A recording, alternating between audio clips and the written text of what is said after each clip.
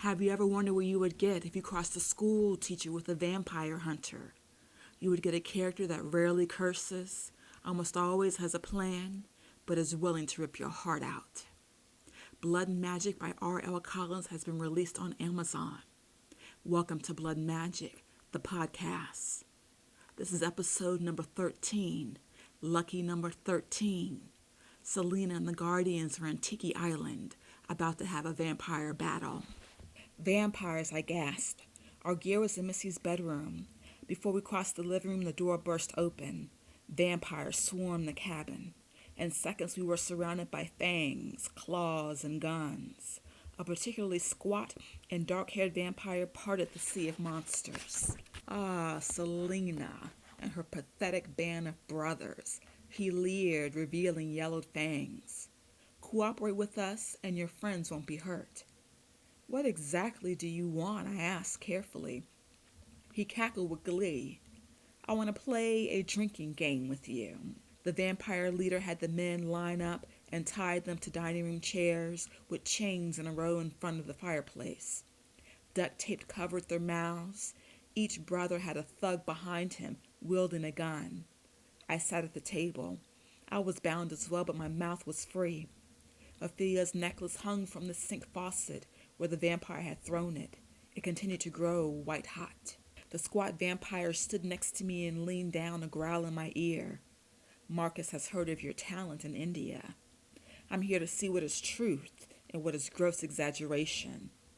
Perhaps we have a better use for you than having you buried in a pine box. What kind of use? I whispered. Let's play the game first. Oh, I must warn you. If you try anything naughty, I'll have your friend shot in the head. Quick and easy, the vampire promised. He was serious, and at that moment the goons cocked their guns against my friend's skulls. I really had no choice but to do what he asked. The squat vampire stood behind me and put a cool hand on my shoulder. I heard the crunch of his teeth, then he dropped his bleeding wrist down in front of my mouth. Drink, and show me what you can do, he practically purred. The black blood dripped onto the white wood of the table. I was surrounded by the stale death of vampires. Lives depended on me. I knew what I had to do. I leaned forward and touched my lips to the monster's wrist. His blood was cold and thick, like sludge. I almost gagged. However, I couldn't deny the power that began to course through my own veins. My limbs felt liquid and light. My vision sharpened, and I could almost count the pores on the vampire's arm. I could smell the stale stench of death, but also the rich spice of life of the men. Her eyes, one of the vampires gasped, pointing at me. I closed my eyes shut. The squat vampire began to remove his wrist, but I needed more. I clamped my teeth down into his flesh and tendons. He wrenched his free hand in my hair. Let go, he growled. But I could sense his fear. I knew what I wanted. I felt the vampires in the room like dots to be connected. I focused on the goons by the men. I thought it would be a beautiful sight to see them blow each other's brains out. I heard commotion and scuffling and the guns going off.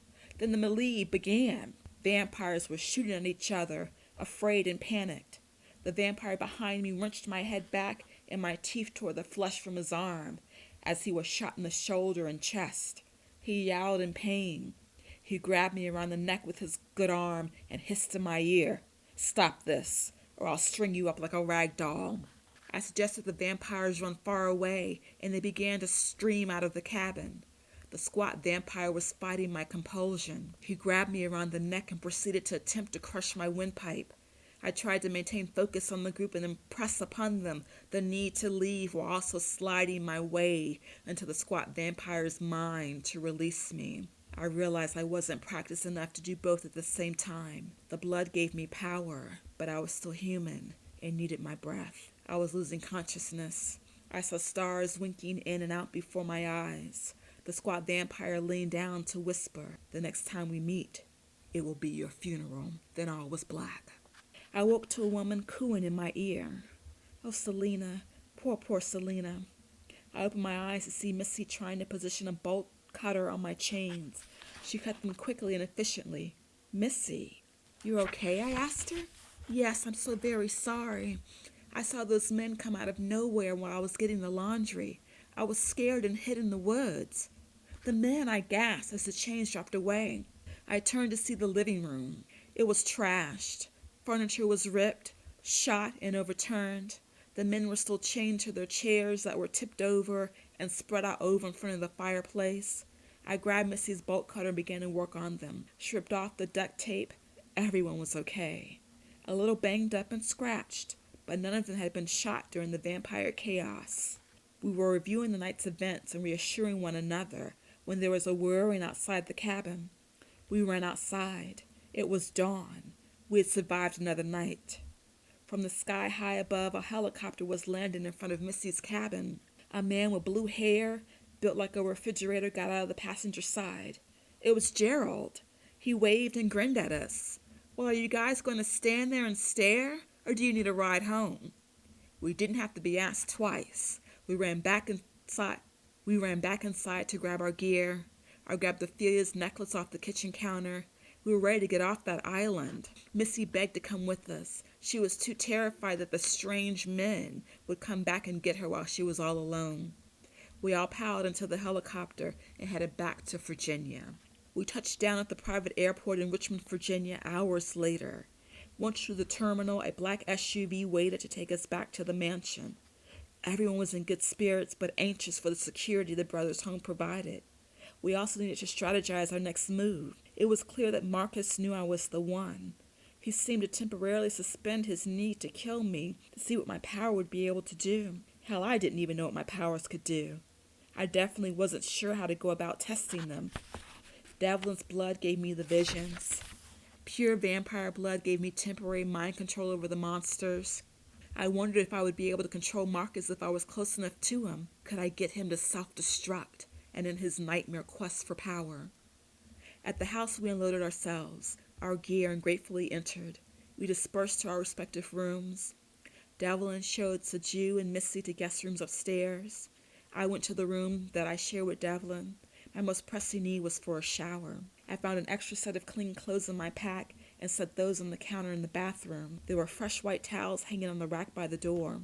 I turned on the shower and adjusted the temperature to my liking. I stripped out of my grimy, sweaty clothes. Once inside the shower, I allowed the powerful massage head to pummel my back, loosening sore muscles knotted with tension. After a while, I almost sagged against the tiles in bliss. I turned around and lifted the fresh bar of soap to my nose. It had a woodsy smell. It was Devlin, but it missed the warm spice that was uniquely him. I began to lather myself, luxuriating in my own private spa moment. The journey's grime and stress washed down the drain with the soap bubbles. I leaned into the hot spray and reached for the shampoo to do my hair. I leaned into the hot spray and reached for the shampoo to do my hair when a pair of strong, masculine arms reached around my waist and gently pulled me back. Relax, Devlin whispered into my ear as he ran his hands up and down my slick hips. He reached around me to grab the bottle of shampoo. Then he began to lather my hair and gently massage my scalp. I couldn't help but shiver from his touch and the feel of his hardness pressed against me. This is probably not a good idea, I sighed. What is not good about it? He rumbled in my ear. No, on second thought, don't answer that. Well, for one, we're in the middle of this war. I began anyway. He turned me around and smashed my soft body against his, demanding my full attention. With swiftness, he bent his much taller frame down to kiss me. His full lips lashed against mine, taking control of my thoughts. All I knew at that moment was the taste of Devlin, and his body pressed against mine. My arms reached up to encircle his neck of their own accord. His hands spanned the width of my back, holding me to him. His kiss was ferocious and possessive. He was drugging me with his passion. He broke contact just long enough to lift me out of the stall and wrap one of the thick towels around me. Then he was carrying me into the bedroom. He laid me down on the bed, then he covered me with his body. His lips caressed me from my mouth and traveled lower, making stops along my chin, then my neck. He licked and sucked, then gave a firm nip that had me gasping in delight. Devin began to tug the towel down. There was a knock at the door. This was getting to be a common theme. Devlin, it's Tomlin. We have intelligence on the local vampires that you need to see. He called through the door. Devlin swore viciously to himself. I came back to my senses. You have to see what it is, I told him. Reluctantly, he called back to Tomlin, telling him he'd be there in a minute. In 3 minutes, he dressed himself in sweats and a t-shirt. Stay just like that, he warned me as he slipped out of the door. Not one to be left out, I donned my own clothes and followed right after them. I caught up to them on their way down the stairs to the underground compound. In one of the rooms, they had a computerized command central. There were 2 walls of computer and TV screens showing video footage from all over Richmond and Northern Virginia. It looked like something NASA would have watching shuttle launches and space stations. I would later find out that wherever the brothers found a nest of vampires, they also left spyware to monitor them visually and with audio. All of the brothers were present, and they were focused on the warehouse at 151 Connor Street. John, the one with steel for eyes, was manning the station and reviewing video feeds of the place. It was the same warehouse where Lincoln had been attacked a few nights ago. They set up their surveillance and discovered it was a regular meeting place for a nest of 4 vampires. Lincoln, who was now on crutches, recognized the monster that lured him there to be jumped. John continued to report the intelligence. The vampires met every night at twilight from their daytime hiding places. They would discuss where to find their next victims in the city. Some of the innocent were brought back to the warehouse where they were terrorized before they drained them of their life. The video feeds were gruesome. They toyed with their hapless victims like a cat playing with a wounded mouse. It was pure evil and arrogance. Gerald spoke up. This nest is too close to home. They can easily gather and track us or act on orders from Marcus. We have to do something about them. Abe added to the discussion. We can be waiting there tonight when they gather to make their nightly plans and wipe them out completely. A thought occurred to me. How about we save one? All eyes turned to me. We can save one for me to practice my powers on. It would be better than waiting until we're out and in the middle of danger to discover what I can do and cannot do. The men all stole glances at each other. Then Devlin gave me one of his radiant smiles. Brilliant. We began strategizing our nightly trip into the city. I may not have wanted the burden of being the one, but it was time that I dealt the cards that were given to me. 45 minutes later, we had our game plan, and we all retired for the day to get some much-needed rest. An hour before dusk, we were at the warehouse and in position. Abe and Chow sat at a cafe across the street, watching for the first sight of vampires. Duncan and John covered the main entrance and hid behind waste barrels on either side with flamethrowers. Gerald and Tomlin covered the emergency exit with experimental UV laser light guns. Devlin and I sat high up on a catwalk with a small armory of guns with silver bullets. Our goal was to kill all of the vampires except for one. That lucky one would be lugged back to the mansion for my experiments. I watched the entrance through the night scope of a marksman rifle. I still had the silver sword strapped to my back in case the battle got too close for comfort. And so, we waited. The concrete jungle around the warehouse blocked the last rays of the sun, but not the heat. The place was stifling hot and pitch black. We weren't quite sure when the sun set until Devlin's walkie-talkie crackled to life. Abe and Chow spotted our targets about half a block from the warehouse. We were tense and ready. It was much easier to have a kill-all mentality towards the vampires, but to actually hold back and save one was another matter. I watched the door through the night scope of my rifle. Devlin watched through his night goggles. Suddenly the door to the warehouse slid open and 4 figures walked through. They looked like humans. I suppose they had to blend in with the city and the people around them. They began discussing which establishment they would venture into tonight to search for victims. One was in the mood for young girls and suggested they hit the nightclub 3 blocks away. They began to get excited about the prospects for the night. One flashed fangs at his friends, anticipating the fresh blood. Choose the one you want, Devlin whispered to me, and go for the kneecaps. I chose the one of average height. He was a little plump. Nevertheless, I took aim for the kneecaps. I shot a round in each knee, and all hell broke loose. The other vampires scattered. 2 headed for the front door where they were sprayed with flames by Duncan and John.